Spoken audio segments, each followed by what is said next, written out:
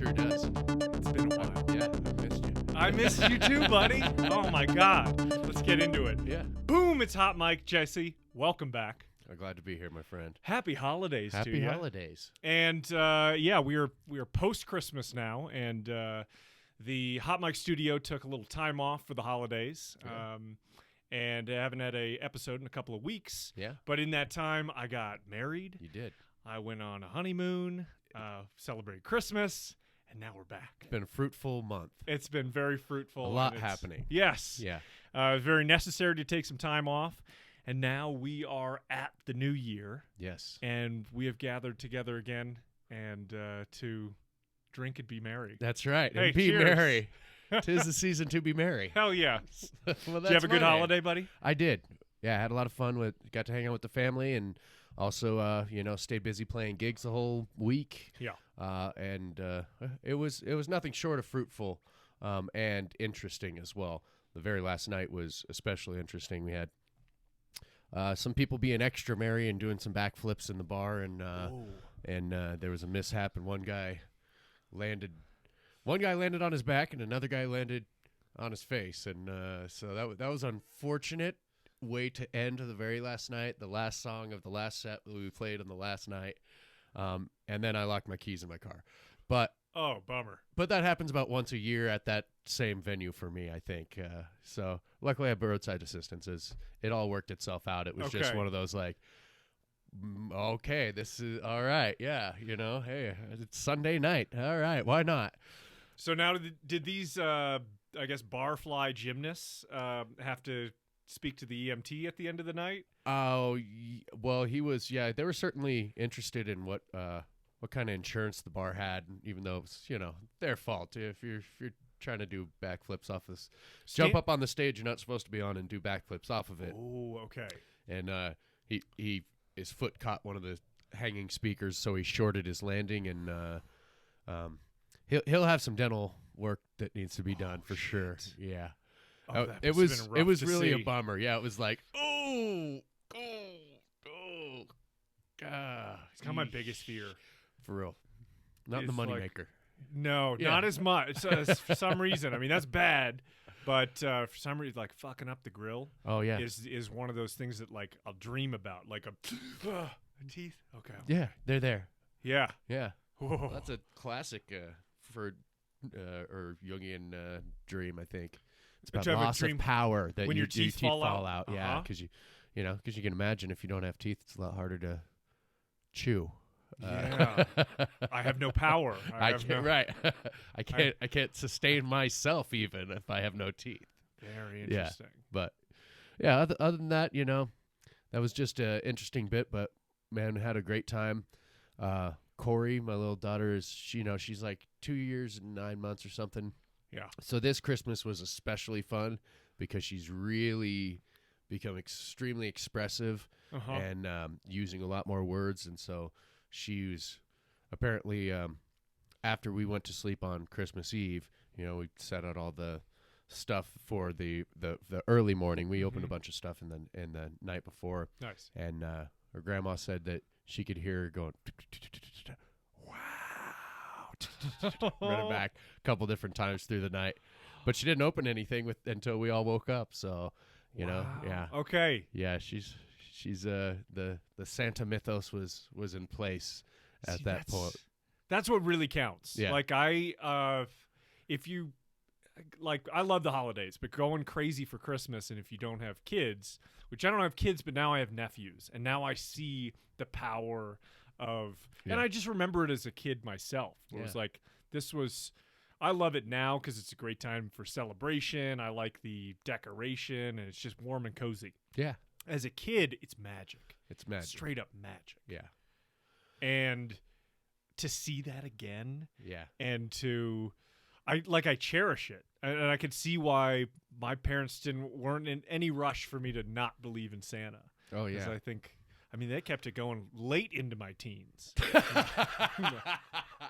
Well, and we were, we kind of tossed around the idea about do we do it or do we not do it, but not so much for the that there's some kind of punitive system in place, like, which is what it's somewhat used for by a lot of people. Like, if you're, Mom has said that a couple times to her. Oh, if you're being naughty, Santa's not going to bring you what you want. Yeah. But it's kind of more a corrupt morality. That's how you're doing it. A little bit. Is that what Elf on the Shelf is about? Well, It's almost like manipulation through surveillance. Right. Like this elf is going to report back to every Santa. night. He's going back to tell Santa if you've been naughty or nice. But really, the Elf on the Shelf is more about the fun, magical stuff. Oh, you're not allowed to touch him. Only adults can touch him, or he loses his magic. But you do fun stuff like you take him and move him, and we threw a bunch of flour down on the counter, and he did a snow angel in the flour, and it's like so my future mother-in-law, whatever, is been taking care of him, watching a little girl who's about 8, and so she's the prime age for the Elf on the Shelf and really having fun doing that stuff. So you can see she's, I think, because I somewhat remember being 8 a little bit. It was only 31 years ago, yeah. But there's I think she's aware that it's part of a game that we're playing, but likes to play the game. Okay. And it really enjoys it. It just goes to the whole magic of the season, like you're saying. It's fun for however long it goes to be able to just engage in the fun games of what Christmas has. Yeah. Yeah. Kind of to prep and get into the right holiday spirit for our podcast to begin, because I've been watching holiday movies now for 30 days. Correct. Same. Some of them are fuzzy, some of them are fresh. I put on Home Alone and was cooking up a storm down there. I'm just watching Home Alone, and one of the scenes that I really love the most is when he goes and basically confronts the mall Santa, but it's outside. It's after it's shut down. Yeah, he catches him at his car or whatever. Yeah, exactly. Ends up giving him Tic Tacs because he doesn't have a candy cane. But I like how the kid, how Macaulay Culkin, Kevin McAllister is. It's so adorable that he's like, I know you're not the real Santa, but I know how it works, and I know you talk to him. Yeah. I thought it's just so adorable, like that spirit of like, I know something fishy's going on, but I'm still gonna believe in Santa. Yeah, I'm gonna believe in the big man. And he's exactly that. He's 8 years old, and it's like it's a great little time in a kid's life to be able to have some love of that. For whoever is celebrates Christmas, I guess. Yeah, that's true. If you celebrate Hanukkah, you're like, well, I have a blue tree and I get 8 smaller gifts. That sounds. I like to go to my friends' Christmas parties, or Elf. So Jon Favreau directed Elf, right? And he plays the doctor in there, and he's one of his parents is Christian, one of his parents is Jewish. So he's when they're in the doctor's office, and James Caan's in his doctor's office for a paternity test, you can see behind him that there's like I think there's a menorah and a little Christmas tree or something like that. To like just a little bit of like to him just peppering in a little bit of that. This is I get to have it's best of both worlds, I guess. I think it probably you get is more tradition and more fun things that you get to do with your family as a family. And because really it's not about gifts. It's really not about that. It's nice and it's fun to jump over the banister into a pile of toys, but it's about everybody being together and love and having a good time. Absolutely. Hopefully. Yeah. And it's hard to explain that to a kid. I wouldn't have understood that. Right. It's like later as you get older, and like the joy really comes from either giving gifts or like I find that like I love wrapping gifts now and like planning for like, ooh, I want to give them something that they would never buy for themselves. Yeah. Something like that. That's where it becomes for us as we get older is the the true sentiment of that. Yeah, it's tis and the things that we always heard listening to Christmas movies. 'Tis better to give than to receive, and all these things that as a kid we're like, okay, sure, I'll trust you. I bet it is. But and we loved doing that when we were kids too. We always said, because I have a large family, so we would find something we could get for our other siblings. And my stepdaughters were they had a great Christmas with us, where they were excited for us to see the gifts that they got us, which are awesome. Like a scented candle for Mom that says, I hope this candle smells better than the shit I put you through. I got a chef's apron that says, I'll feed all you fuckers. Yeah. That's a great one. Yeah. Because we've got a great sense of humor with them, and we're very real about stuff. We don't try to sugarcoat anything. And so it's cool though that, and they're teenagers, they're 12 and 14, and for them to have at that age be there, that's where they're just starting to kind of feel that joy of giving, Yes. Yeah. So hopefully it nurture evolves. that. Yeah, totally. It's not always that way, and you being a selfish little kid who wants the most presents under the tree and you want it to be bottomless. Yes. And never ending, that evolves too, and you kind of grow out of it. You're like, I don't need all this stuff anymore. I get socks once a year, and it's for Christmas. My folks get me socks. It's cliche, and I love it. That's usually what I ask for. Yeah. That's what I can't, when my mom every year, it's like, okay, what do you want? And I'm like, socks, maybe a gift card to Guitar Center. I don't know. I don't know. I don't like to ask for anything. And there's nothing that I can think of that I want that is something that I want to ask people to buy me. Yeah. Except, but I love it. Yeah. Like you said, it's cliche, but that's my thing. I have 80 pairs of crazy socks. These cool. plain black ones I'm wearing are only because that's what Cousin Eddie wore, is plain black socks. Otherwise, I've got, people know to get me socks. That's my favorite thing to get. Which leads me to my next question. Cousin Eddie, how is the RV running? Oh, it's great. I gave my friend the house. He gave me the RV, straight up trade. I can't complain. We got enough room there for me and Catherine, but we can take in the youngsters. All right, get the rubber sheets. Oh my God! What's the dog's name? Snots.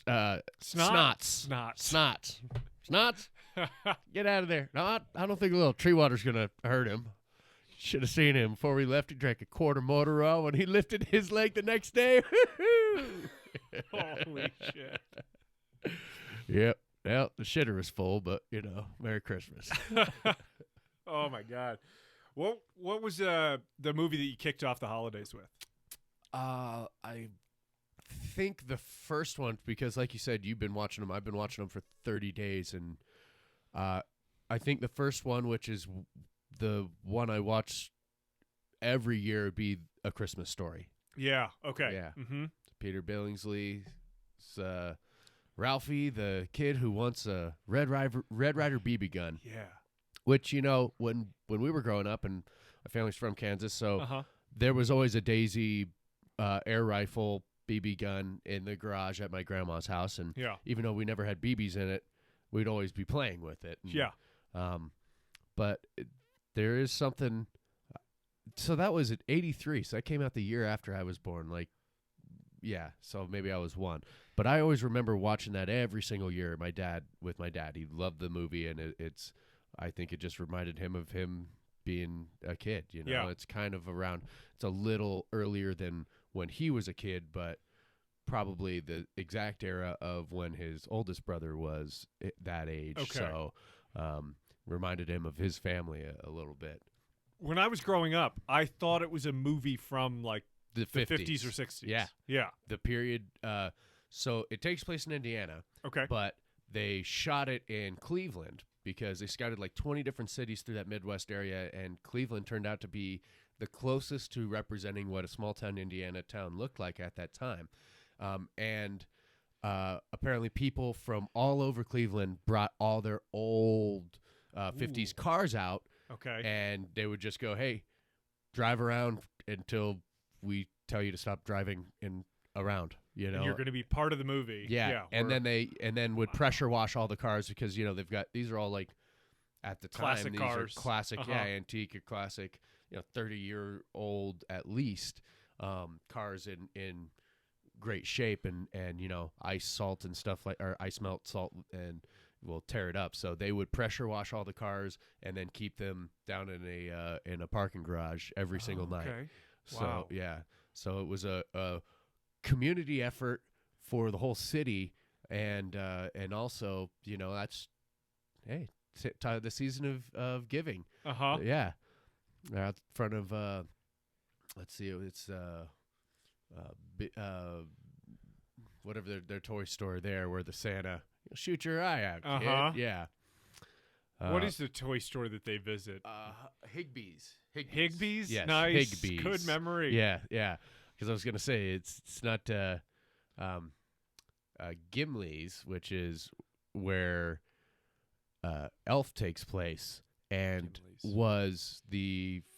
they were like Macy's main competitor. And they were the first one to put on what we now kind of consider the Macy's Day Parade, or what had been called that, but it's the American Thanksgiving Day Parade. They were the first ones to put that on. Okay. Out of it was either Philadelphia or Detroit. I can't remember which one of those kind of industrial cities where it was, but they're like they actually closed in New York in like 86, I think it was. But yeah, there's Macy's and then there's Gimli's that were just down the street from each other, like a couple blocks away in downtown in New York, and that's where you go for the holiday season. Yeah. And so in the Midwest, I don't know if that was an actual store or if it was their version of Gimli's. Sure. Yeah, okay. Yeah. But Higbee's, yes, where the train stations and all the animatronics, and there it was on display. Red Ryder himself with his Peacemaker. Yes. Yeah. Oh, man. Red Ryder BB gun. Uh-huh. And of course that movie's just iconic, and I feel like it spoke to me, even though that's decades older than my experience, but it was still kind of, our experience in the 80s was still kind of closer to that than I think it is to kids of that age now. Yes. Sticking your tongue on the flagpole. Running home so the bully can't get you, or whatever it is, So I feel like when I was watching this as a kid, I was watching older kids than me. Right. Can you relate to that? Yeah. Where I was like looking up to them, even though they're in a time past. Absolutely. I couldn't really connect that because I'm like, well, they're still older than me as kids. Right. Like I'm a little who knows, like third grader, and I'm watching these kids who are and they're playing between 6 and 12-year-olds, whether they were that age or not. But yeah, so like I said, the movie came out when I was 1 year old, and I'm pretty sure that I just remember seeing it every year of my life. Yeah. And it was something that my dad just loved, and so we would always watch it. But yes, so they were always older than I was until I was a teenager. Yeah. You know what I mean? And then it's like, oh well, but I still love the movie by that time. I just watch it because I love to watch it, and it still seems to me timeless. And actually got my my brother the glow of electric sex in the front window. Nice. I got him one of those. It was a miniature version, of course, but yeah, the lady's leg. It's a major prize. I want a major prize. Hot damn. What is it? It says fragile. It must be Italian. Must be Italian. Yeah. I think it says fragile. Oh, yeah. Well, yeah, okay. I still catch myself like occasionally being like, fudge. Yeah. Except I Oh, didn't say yeah. fudge.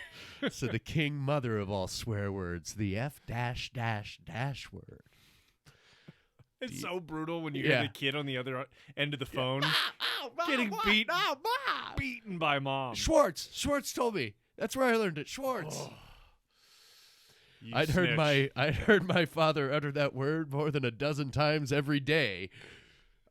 Which, by the way, the actor, notoriously did cuss like that, who played his dad. But in that movie, when you watch it, you can tell you never hear him really say, other than like damn, like oh hot damn or something like that.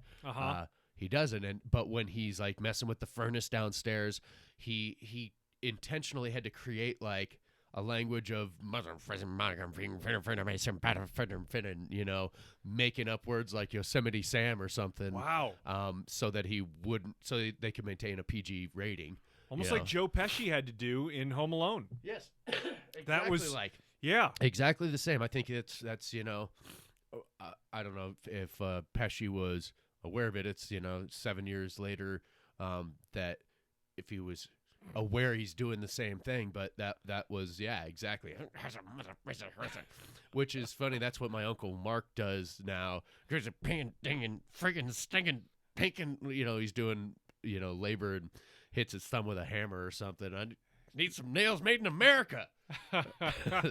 That's how he finishes every rant. Oh my god! I need some nails made in America. Wow. So it really happens. Yeah, it's a real action. When you start getting profane in tongues. Yes, making up your own swear words that don't exist so that you don't swear. Yeah. I respect that when how parents kind of cheat their way around profanity. Yeah. Well, I mean, and that's how obviously we're stuff like that. Dad blammy and yeah. All right. I know what you mean, though. It's what that you was mean. An interesting sound you made. I'm pretty sure I knew what you were trying to say. So yeah, we did. I think I did. A Christmas movie was the first, and then I think it went straight to National Lampoon's Christmas Vacation. Yep, because that's early on. As well, that's one that I didn't realize until you're looking back on it. 1989. So for me, I was 7 years old, and I remember watching it at that time.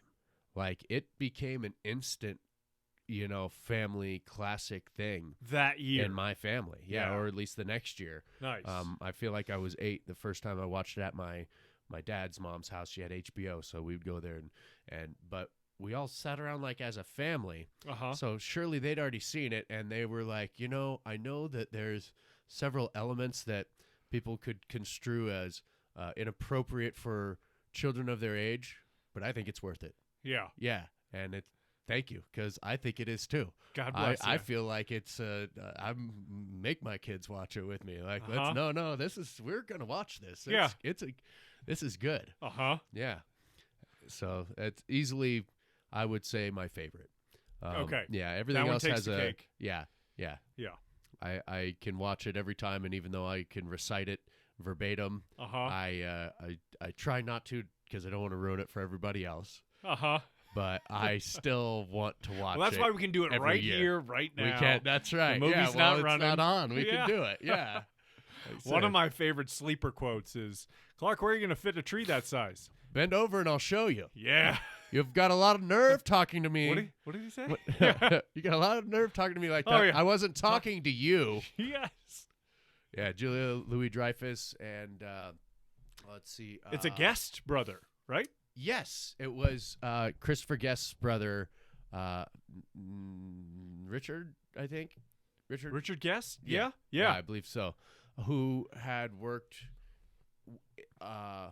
with Chevy in some of those earlier National Lampoon days, like when they were doing stuff prior to the movies. They were doing like the magazine and which of course John Hughes was a writer for back in the day. That's where all of those movies came from. Of the Christmas Vacation, or the regular Vacation was called Vacation 57, and this was 58, and Christmas Vacation was called Vacation 59, or was called Christmas 59. Okay. So these were stories he had written about family vacations and things like that, that he ultimately adapted.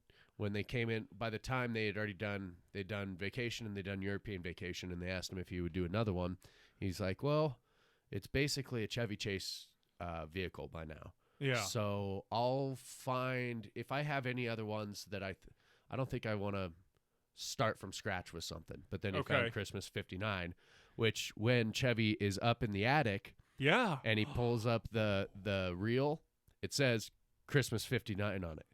Xmas 59. Wow. So that's a nod to the actual story that the movie came from, even though when he plays it, it says 55. It says Christmas 1955 on the when he plays it. But wow. Yeah.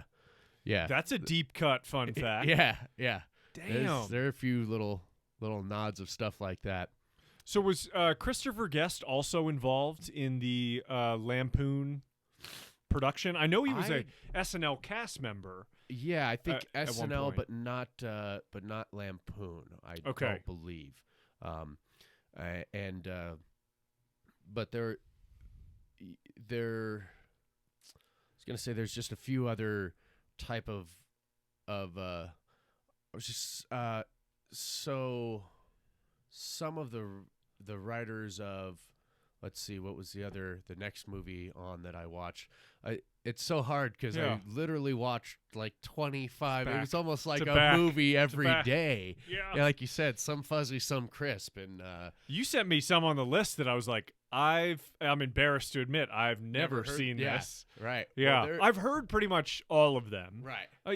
But like some of the big ones. Yeah. I've just never seen. I'd even have to look at it just to go, what all did I watch? Because it kind of all blurs together. There's some of the major ones that always stand out, and then also like Lost in Paradise was Nick Cage, Dana Carvey, John Lovitz are the three Italian robber brothers, and like Nick Cage is trying to be the good brother, and he bails them out, and it's a really kind of really silly movie, but just a fun watch. Yeah. And especially like the characters, that's like Dana Carvey is a kleptomaniac, and John Lovitz is like the mastermind who's always got a plan for some heist going on. And see, of all those characters, Nicolas Cage would be the one that I would consider probably the best to play a nefarious character. The shadiest dude. Right. Like the lieutenant, or bad lieutenant or whatever that one was, or Face Off, Sure. Like he can pull off playing a villain better than either of those guys, and those guys' interpretations of being a villain seem more kind of really over the top funny, as opposed to him being the good guy, but he's really like still like that stern, like God, the more believable bad guy. Yeah.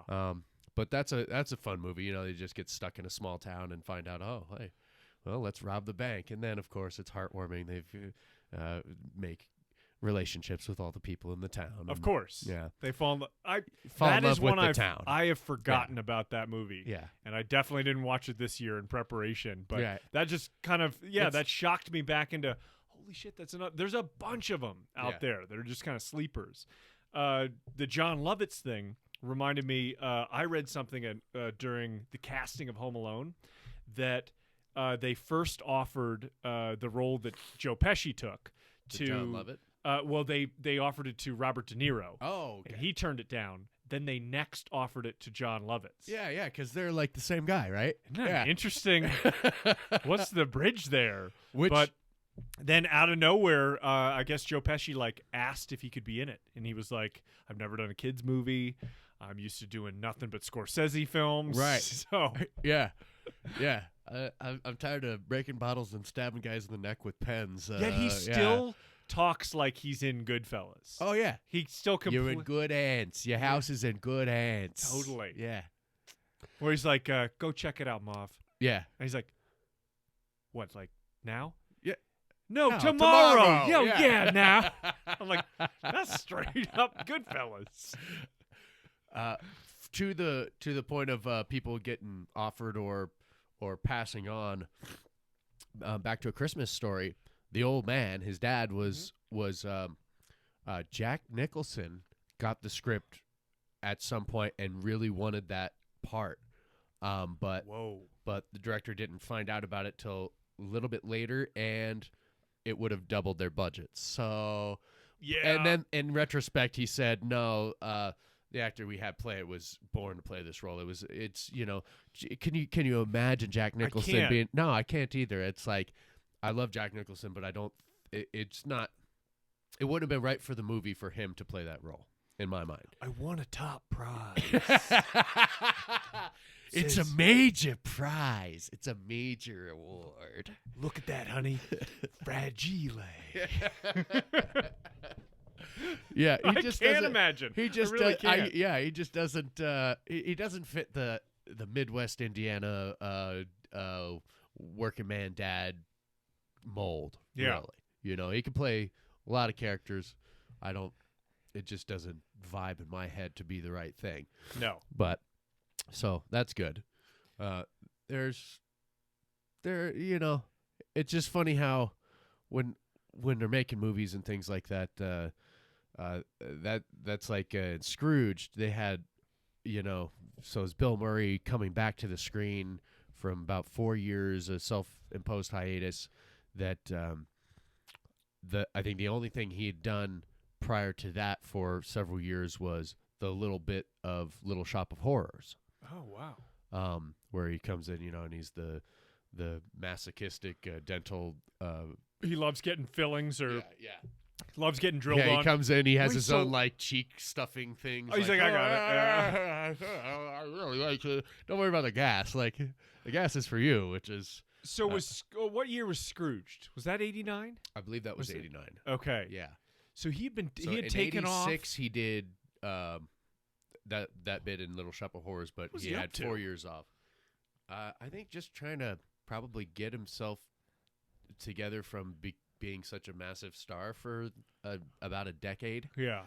And he was coming off of Ghostbusters and just a whole bunch of different things. And so, he's a amazing character of an individual. Like I hear these stories about he shows up somewhere at like someone's house party. Yeah. And then hangs out, and then after everyone passes out, does all the dishes and leaves. Like insane. Those are he just likes how cool to be if that's a your part of legend. Yeah, like just likes to be a part of life, and even heard he got up in front of 14 people at a house party and did 15 minutes of stand up or something. No like shit. Could you imagine how blown your mind would be to just be like sitting there and all of a sudden Bill Murray walks in the door and you're like, hey, yeah, oh yeah, whatever. What do you want to do? And he's like, I don't know. What do you want to do? Like, I don't know. Let's hang out. Yeah. Oh my cool. God, that'd be incredible. Yeah, let's listen to some music. Let's dance.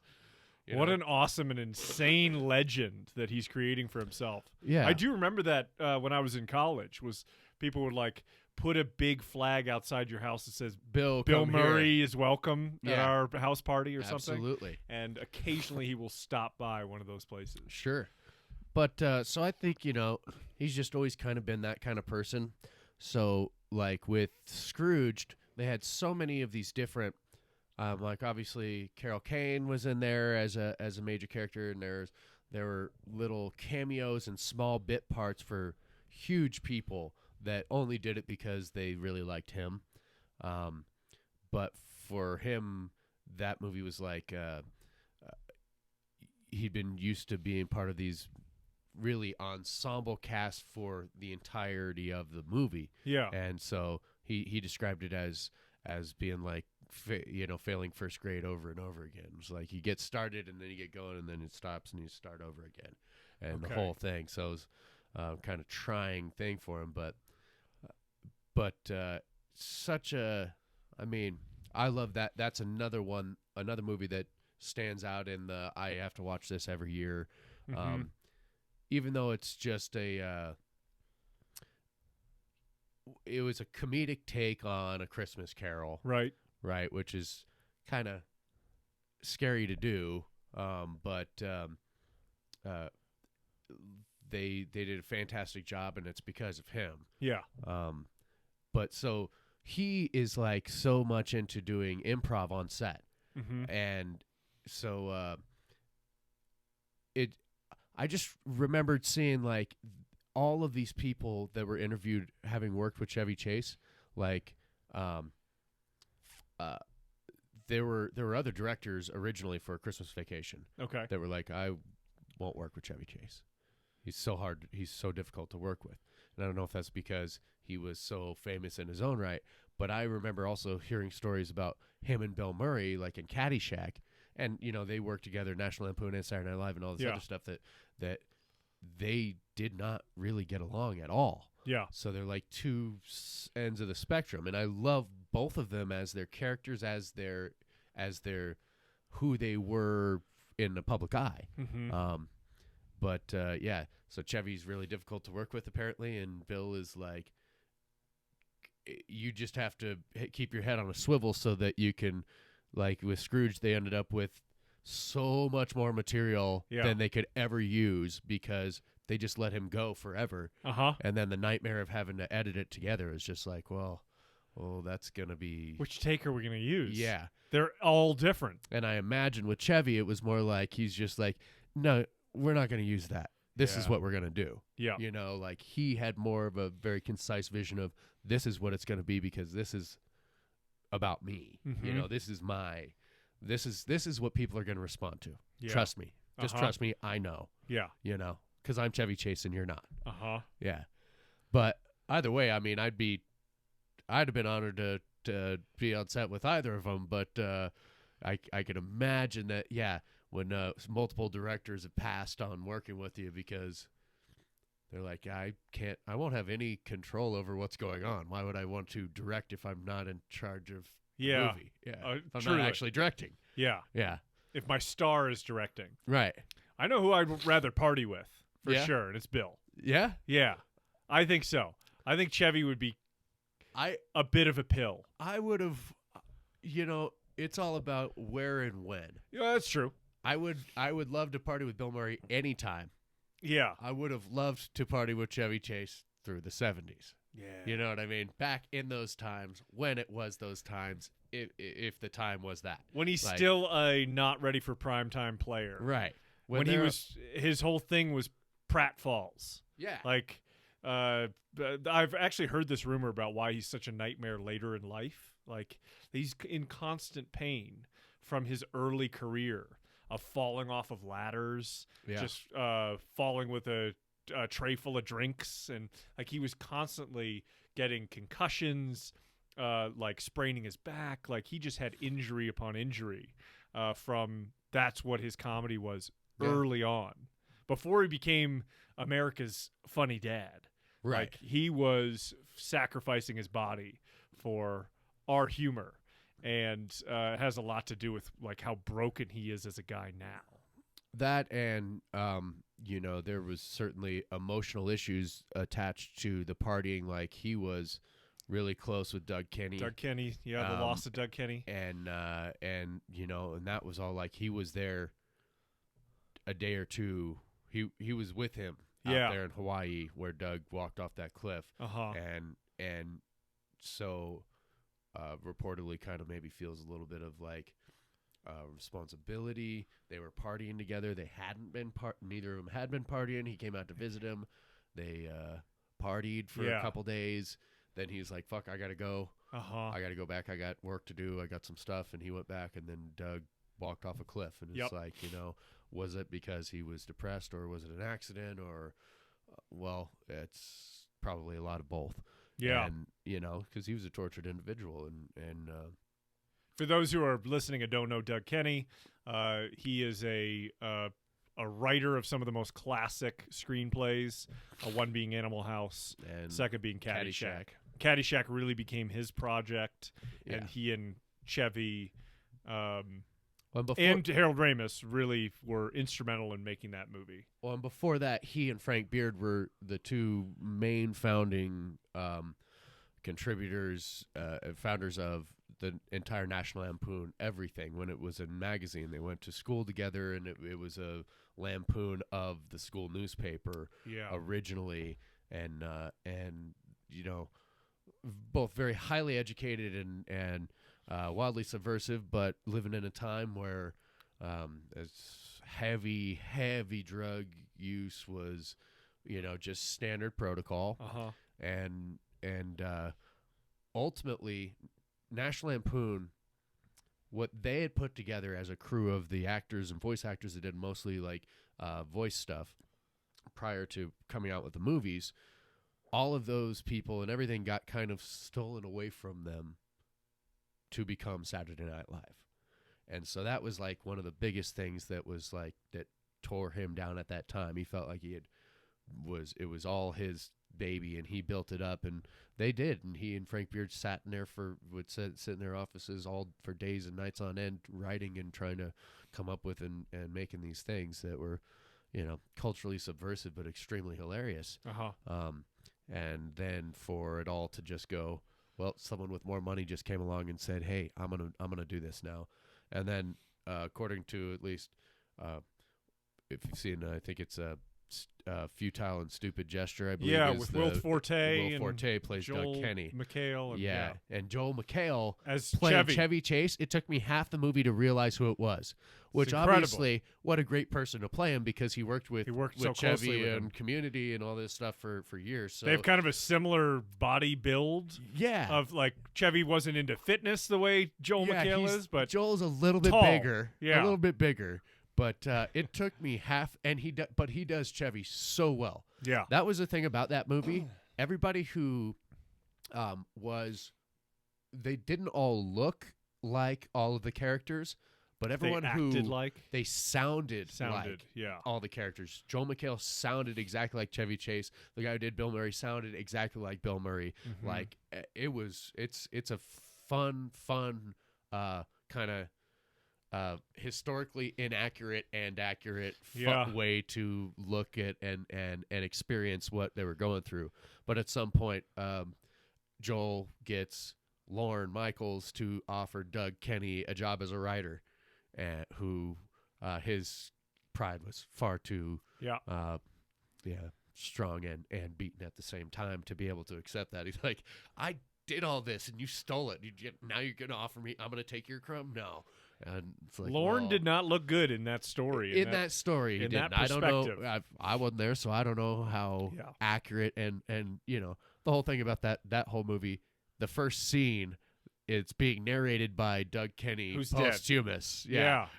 He's like, obviously none of us. Some of the shit isn't real, and none of us look like any of the people because it's not. It's a story, but some of this stuff did happen. Yeah.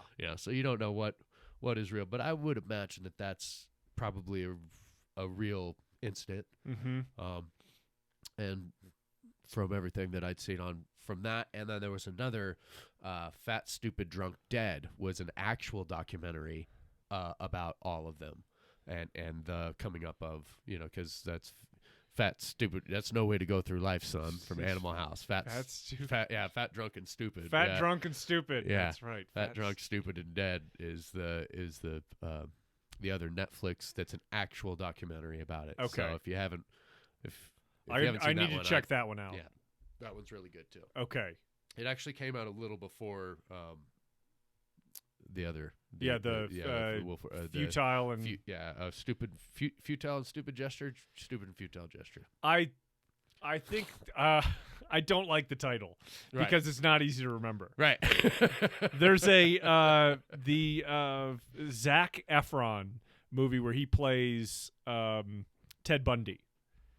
I thought he did a pretty good job, but the title I cannot remember for the life of me. It's too wordy. Yeah. But it's like something blank and incredibly blank. Right. It's like those words are they're insignificant because you put too many in there. Right. Like, we sometimes will try to say, okay, well, just using these hooky words that are going to get in your head, or it's, well, that's like a cheap way to make people remember it. It's like, yeah, but they do it for a reason. But it works. It works, right? Top Gun. Yeah. Got it. Got it. Ooh, I like those syllables. Never going to remember that. I'm never going to not remember Top Gun. Oh, what's that movie about the pilots and they're all hot and playing volley? It's like, you know what movie you're talking about. Well, so this has become cliche, and I don't know that saying it's my favorite Christmas movie is the right way to say it, but Die Hard is one of my favorite movies of all time. Absolutely. It just happens to be around Christmas time. I honestly, that's one of the few movies that I love, or can at least get into every movie in the franchise. Oh, cool. Even the newest one, it's I think they're working on a fifth, right? Or, well, I know that the last the fourth was with Justin Long and okay, and so Kevin I did Smith see that was one. in it. Yeah. That's the one where he shoots himself through his own bullet hole type thing. Yeah. It's Live Free and Die Hard, I think. Live Free and Die Hard. That one is. But even is that New one, Hampshire? Who's Who has it on their license motto? plate? Their motto? Someone has it on their license plate. Is it Connecticut or New Hampshire? Yeah. Live Free or Die Hard? It's somewhere in the Northeast there. Okay, sorry. It's a New England kind of area thing. That'd be hilarious so if it was all maybe set. it's Virginia. No, Yeah. Virginia is for lovers. Virginia's for lovers. I Uh, was just thinking it was Virginia because it revolves around like Langley and the that would the make Pentagon, sense. but it's not. But And that's then they're not in what that is. Russia, or Yeah, it's about hackers and such. Okay. And, but certainly that's one with the whole franchise, of course. Like, so Die Hard with a Vengeance, Samuel L. Jackson. Oh, great movie. what's his Zeus? Zeus. Plays Hey Zeus. Zeus. Hey Zeus. Jesus. Why you call No. me Jesus? Yeah. Well, that's what the guy didn't he say called that? you Jesus. No, He's he like, said, no, "Hey, he said, hey, Zeus. Like the Greek god, like, I'll shove a fucking lightning bolt up your ass if you call me Jesus again. Do I look Puerto Rican to you? Oh, it's so good. Yeah, so back to. Do they all take place around Christmas? Is They there don't. always a Christmas element? No. No. So just the See, original. I really know the first one. Yeah. The second one's Christmas at an airport, right? The second one does have Christmas elements to it, but it's. Does Vengeance, is that L.A. at Christmas time? No, Die Hard with a Vengeance. The third is New York. Is New York, and that's what Okay. that's what Samuel That's L. Jackson, summertime. and it's Hans Gruber's brother who Yes. is the villain Simon. Simon. Says. Yes. I Jeremy didn't say Irons. Simon Says. Oh, I will my blow God. up a subway station. You know what I thought it was fantastic? One of the things I read in the promotion for this film, when Alan Rickman was talking to the press, because they were asking him about what it was like playing the villain, and he would, every time he would answer the question, he said, "I don't think of myself as the villain. I play another character in the movie who has wants, desires, and who have made choices to bring him to where he's at." It was like, and that's brilliant to think, like, and I love that, to be like, Alan Rickman never thought for once that Hans Gruber was the bad guy in this story. Well, he felt that he had been wrong, great. and he was just doing what he needed to do, the same way that John McClane feels he's being wronged and has to do what he has to do. Yeah. Doesn't make you. We're all the heroes of our own movie. That's right. Uh-huh. That's right. I like that thought about how you dissect looking at, because obviously it's intended to be, oh, he's foreign, you should hate him. And he's a pompous, villain. he's arrogant. And he is pompous, and he is, and they are I would say ruthless, in the execution of whatever their plan is. Whether he felt that the plan is that ruthlessness is justified based on what had been done wrong to them in the past that he was trying to right, or not, is somewhat irrelevant. Some people say it's the ends justify the means. Some people say no, they don't. So, but that's just a philosophical question to be asked. And I like that he was like, that's how he considered himself. Like, no, who said I'm the villain? It comes You said I'm across the villain. in the movie. Like it feels like he's villainous to like, us. Yeah, and when he's talking to Nakatomi, and he's like, Right. and Nakatomi's realizing the goals of the plan, and he's like, money? You're here for money? Yeah. What kind of terrorists are you? And he's like, who says we were terrorists? Right. Like, Right. it's like, I'm a no one says businessman. that. Yeah. Yeah. And it was Alan Rickman's idea to wear the suit. Yeah. So everyone else is wearing either tactical gear Yeah. or wearing like a sweatsuit like I'm rocking. Yeah. And that's what the screenplay called for his character of Gruber to be wearing. Uh-huh. And he went to Joel Silver, the producer, and said, he was like, I actually think this might be a great opportunity for me to wear a suit. Yeah. Because later I can do an English accent really well. And we can have an interaction between myself and the protagonist in John McClane where he thinks I'm one of the hostages. And Joel Silver immediately, like, he rejected it. He was like, you wear whatever the fuck I say you wear. You follow the script. He was like a hot-tempered dude from the 80s. And but he mulled it over. And then Alan Rickman got a new script in the mail. And he was like, "Oh, I guess I'm wearing, Yeah. I think He's a that's businessman.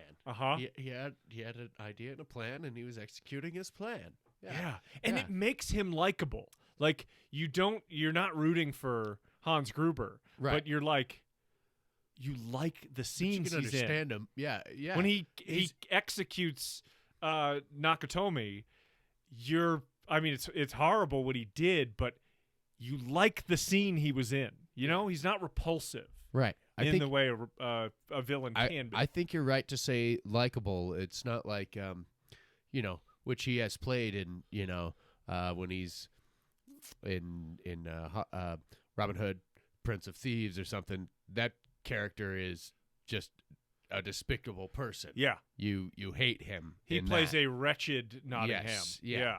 But yeah, he's identifiable, or what you can you can see him and go, we might all end up there one day.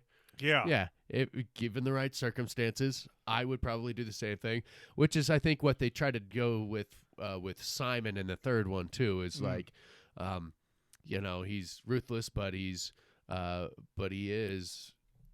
You can see, okay, I'm pissed off. You killed my brother. Yeah. Prepare to die. Yeah. Yeah, there's a code there. Yeah, there is. He's playing a game and there are rules. Right. And yeah, and it's something that people can identify with.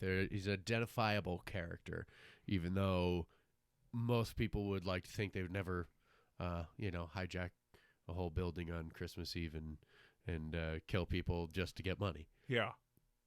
But they all go, well, I can kind of see where he's coming from a little bit. Yeah. Yeah. I wouldn't go that far, but, But, yeah, it's so, like you said, it is, people like to say it's debatable whether or not it's a Christmas movie or it's an action movie. Mm-hmm. Can it be both? Can it be both? Can it be both? Because it is a Christmas movie. It takes place on Christmas. There are all the elements of it being Christmas. It just happens to also be an action movie. Yeah. Or it's an action movie that also happens to take place on Christmas.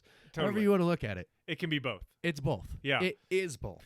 So Vanessa and I have expanded the roster of Christmas movies because we were running so thin on ones that we actually wanted to see. Yeah. And then we opened them up to all movies scored by John Williams. Oh, all right. Yeah. Which did sneak in a couple that I think they're not on people's radar securely, which would be like Hook. Hook starts at the Christmas season in London. Good call. Yeah. It actually does. it happens at Christmas. It happens That's at why Christmas. they're there. It's not a Christmas and then movie. It goes to Neverland. Yeah. I didn't even think about that. Good call. Oh, I'm Yes. glad you like that one. Oh yeah, yeah. Well, of course I do. I mean, Shmee. I've just had an apostrophe. I think you mean an epiphany. Not an. It so struck good. my brain. That must hurt. Oh, That's yeah. awesome. Yeah. Hook. Oh, so good. He's so good. Yes. Dustin Hoffman, Robin Williams, like. I want my mommy. I I want my a cookie. daddy, I want a cookie. I want, me, my, mine, now. He's so good. He's so I'll be your thank you. shmee for now. Yeah, thank you. Yeah. Run home, Jack. No, turn it around. You've got it mixed You've up. got it backwards. You've got it backwards. Yes. Oh my God. Well, I'm glad you agree with that. Like That's it's a great. stretch. A great call. It's- No, not at all. I think it like that's I love those qualifying elements of what makes it a Christmas movie. That takes place at Christmas. Even though the majority of the movie is somewhere else, it's about Christmas. Yeah. And it is about Christmas, and it's about family, and it's about the elements that Christmas is supposed to represent. Uh-huh. Yeah, love and family, and realizing that monetary elements are not as important as being with your family. Mm-hmm. And that's exactly what that movie's about. Mm-hmm. You know, he's a businessman. He's a pirate. He comes in and he blasts Yeah. and he never sees his son's games because he's always working. And then at the end of it all, he's like, "What did I say about this window? Never leave it closed. Never close it. Never close it. Hey, always Jim, leave it open." Hold on. Have you ever wanted to know what to the experience of flying? Well, feel this. Out the window. Yeah. Good. That's absolutely a Christmas movie. Cool, Yes. man. Yeah. Oh, I'm glad you agree. Now I And got to think of what else, man. We've hit it a couple of times. Oh, well, my biggest stretch with the John Williams was we watched Temple of Doom the day after Christmas. And Vanessa was like, "What are you doing to us? What are you doing?" Well, I absolutely love. Again, that's another franchise that almost entirely. Almost. Obviously, Kingdom of the Crystal Skulls is a stretch. We allow it. We love it because we love Harrison Ford, and most people love Shia LaBeouf, and like I love him now. I didn't love him then, though. yeah, Like he hadn't done the method pieces that he did after this project. Right. He was still a little bit too punchable when this came out. a little too punchable. I think this one's significant for me just because of my age. It's the only indie I saw in the theater. Which one? The Crystal Skull. Skulls? Oh, yeah. I'm sorry. But I don't love it. No, I was born in 85, so like don't like Last it. Crusade I was 4 when it came Right. out. Right. So I wasn't into it until the 90s, Right. and then I was really into those movies. Yeah. And honestly, I don't even think about Crystal Skull. I've seen it twice. I will probably never see it again. I own it because I want to own all of them. So I've got the box set of the original, the of Temple of Doom, of Raiders of the Lost Ark, and of Last Crusade. So that as a trilogy, that's one of those that it's the few that I personally believe each movie could stand on its own, but as a trilogy, it's amazing. And like by the third, even though it's kind of like got cliche stuff, but you got Sean Connery in there, and like Junior. Junior, yes. Let my armies be the birds in the sky and the rocks on the sea. Yeah, Yes. and I watched all of those. We had them on VHS, and I watched them over and over and over and over again. And I just love that. And Crystal Skull was somewhat a disappointment comparatively, but it's kind of enjoyable. And once you kind of accept that it is just like the vehicle of a Disney ride, Totally. then you're like, all right, yeah, okay, sure. Yeah, Yeah, what if it's fight scenes and yeah. What if Spielberg released that as a standalone, and it was just this fun, crazy adventure movie that came out at the holidays? that didn't have Indiana Jones, Yeah. then people might have liked it. Yeah. But it's because of the expectation of you got to live up to what's already been created. Like you can't. This is Indiana Jones. I have said my favorite part that I think adds to the lore is after there's a cemetery fight scene. Yeah. And he right crosses 12 guys in the face. Like that's his move. Yeah. He's all right cross. Oh, yeah. All right cross. All right crosser. Or he's gonna Or shoot you. gun pull. Yeah. Right. Yeah. He might grab your collar, but you're getting a right cross. Yeah. You're still. Yeah. That's him. And he beats up this old cemetery, and he's up on this ledge, and then Shia LaBeouf looks up, and he's like, "You're a teacher?" He looks down, and he's like, "Part-time." Yeah. Well, and I was like, "That's a good indie line." I think it's I believe it's in Last Crusade too. You know, all the young girls in his class. Like one girl has love you on her eyes. She goes, yeah, like and that's he's so hunky. Yeah. That's in Raiders. That's in the first one. Raiders. Okay, right. They're also flirting with him in the last one. Well, I think the last one's a real callback to Raiders. Okay, yeah. It's Last Crusade. Yeah. But it's I was thinking that happened in Last Crusade because that's when he comes in and but yeah, that's it's, I mean, obviously it's Harrison Ford. Yeah. You know, which I like when they have River Phoenix playing him as a kid in Last Crusade. How does he get the scar? He grabs a bullwhip for the first time and catches himself in the lip. Yeah, it's like, that's amazing. That's fun. I like that. You know? I thought it belongs in a museum. Oh my God. Yeah. So do you. Yes, exactly. I thought it was really cool to cast Connery as his father. Yeah. Because I saw Indy and James Bond as kind of very similar type characters. Absolutely. And I saw Indy as the rugged man's James Bond. Yeah.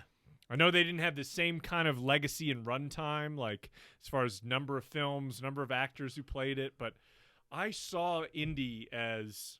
I think that's what he was intended to be. Yeah. Yeah.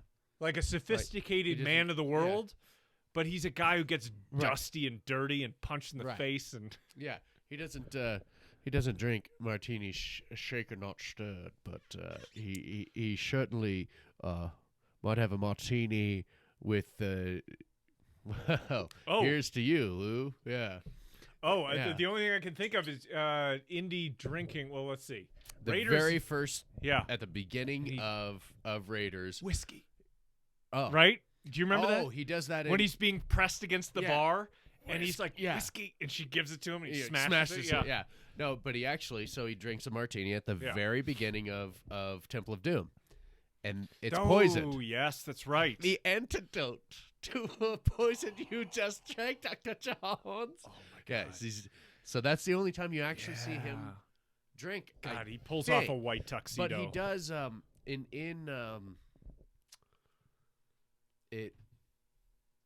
I believe it is Last Crusade. He is drunk in a bar. You don't see him drink, but he's like drinking with the monkey that's sitting on his shoulder. That's Raiders. That is Raiders. That's right. Raiders. You're right. Raiders. You're Raiders, yes. And Raiders, not Last Crusade. So he's drinking some kind of... drinking. He's drunk. He's drunk in that scene. Yeah. But you never see him drink except that very first scene of Temple of Doom. Yeah. So it's a piece. Anything goes. He drinks the martini. Oh, my God. Yeah. That scene, when he stands up and grabs the shish kebab and chucks it through that dude's chest. Yeah. Woo! Yeah. 9-year-old me was just like, violence, graphic violence. And then, of course, there's a 9-year-old short round driving a car with bricks on his feet. You're like, I could do anything. You know? No time for love, Dr. Jones. This is no time for love, Dr. Jones. He is so great. Hold on to your potatoes. Yeah, he is awesome. So I like that you entertain that because, I mean, it's a stretch to call those they're holiday movies. Right. Like, actually, growing up, they were more like Thanksgiving movies. But this year, we just kind of opened up all of John Williams. We watched Right. some of the Star Wars movies. Sure. So we really strayed from, like, what is technically a Christmas movie. But John Williams scores, which he did Hook. He did Harry Potter, the first Harry Potter, Right. which is that's one of Vanessa's favorite movies, and it's become one of my favorite Christmas movies as well. All right. Because it takes place at Christmas at some point in the movie. Right. That's Right. That's where it starts, I think, doesn't it? It's Mhm. like, they're all getting Christmas presents and stuff, and he's like, all right, now get in your under the stairs cabinet, and he and grows then up he under the gets stairs. and then he gets the owl and his invitation to Hogwarts, and it's Uh-huh. set off. Yeah. Uh-huh. Yeah. But yeah, we just opened it up to John Williams, where it's like, man, maybe what it is John Williams' childhood to me. It's the soundtrack of Indiana Jones, Star Wars, things like Hook. Is he Home Alone? No. Maybe that's like Don't know Danny if he Elfman did. or I don't know. I don't think it's Danny Elfman. I mean, that'd be. I feel like that'd be a quirkier Home Alone, you know. Yeah. So the director of Home Alone is that Chris Columbus. Chris Columbus was originally slated to be the director of Back to It. To National Vacation? Lampoon's Christmas Vacation, but Wow. he did not want to work with Chevy Chase. I see. So, Wow. and that was John. It was his first. Like, that's who he wanted first, and then he had even thought about directing it himself, but then was like, no, okay, and ultimately it worked out, but because the next year, then Chris Columbus got Home Alone. Wow. Which is, that's one of the other. That's probably the third or fourth. Like, always gonna watch. Yep. Christmas movies, and they traditionally the scripts are really specifically set on his movies. Mm-hmm. And it was John Candy got to just like that whole thing when that was all him improving. Yep. Polka, polka, Polka, polka. polka. Yeah. No? Yeah, No? that's about, no, yeah. We got a lot of I had a hits. couple of hits in the Yeah. 70s. That's why I thought you might Yeah, recognize me. Right. And he totally gets in the That's weed all- about his career. Yeah. That's all him just That's him riffing. improvise. Yeah, Yeah. him riffing. So, and he got on set and they're like, let him go. Just let him Let him go. He's magic. You know that anything he's gonna say it's gonna come out great. Well, and I heard that Home Alone would not exist without Uncle Buck. And that Right. That There's- came out in '89, and then Home Alone was '90. yeah. So and the character of Kevin McAllister is specifically written for Macaulay Culkin. Right. Because Culkin was in Uncle Buck Uh-huh. as a starring role as one of the kids. Right. And he has a scene where he's interviewing. Yeah. Wow. With For the pancake? Yes, the pancakes. That was great. It's adorable. God. Yeah. Like, his stardom does not surprise me. No. In retrospect. I'm No, like, not at all. this As makes a so kid, much sense. he was so on point. Yeah. Yeah. Adorable, articulate, Yeah. Right. innocent, everything. And he got it too. He got the nuance of what was of this in the scene. You know what I mean? Yeah. Like and played it just right. Like Uh-huh. it's amazing. I don't remember having that much awareness about me at that age to be able No to way. have been able to read into what they wanted me. Like, I can go, okay, I see what you want. Like, after someone explains it, but Yeah. like he just obviously had it. Yeah. Yeah. So sorry. Go Oh ahead. no worries. Yeah. I think it was a scene in Uncle Buck where little Kevin McAllister is interrogating a babysitter Yeah. through the mail slot, Yeah. and it was John Hughes. He was like, "I want a whole movie about this kid. Yeah. Like, I wanted this kid who runs the household," and they kind of replicate it where he is interacting with Marv through the doggy door. Yeah. But And I think there's a couple other scenes in Home Alone where he kind of like has that, like he's just continually, yeah. Have you do this? Do you do that? And you do that, and then, But yeah, is no, this he's fantastic. toothbrush? Yeah, Is that's this- right. When he's at the, that's what it is. When he's at the store. Do you know if this is, toothbrush is endorsed by the American Dental Association or? Well, I don't know, so yeah. could you find out for me? Yeah.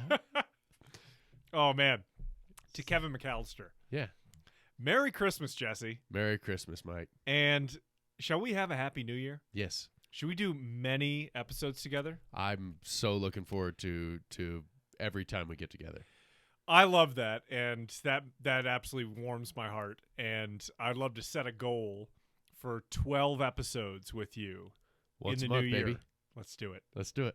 Jesse, happy holidays. Happy Merry holidays. Christmas. All right. All right. Boom! Top Mike. We're out.